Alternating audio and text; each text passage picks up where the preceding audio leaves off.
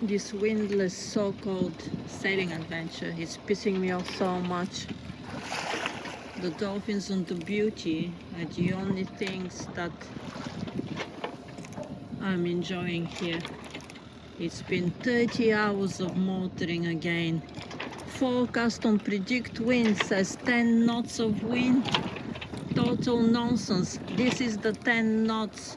This is the 10 knots of wind along the Portuguese coast. There is no fucking wind. And it's been fucking frustrating here for 40 days. We spent tons of money on fuel. We spent 600 pounds on fuel so far.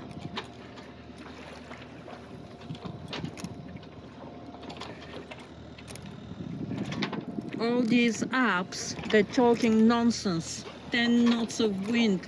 He let us down. This stupid app let us down. I should have been waiting in the marina or in the anchorage until we get wind.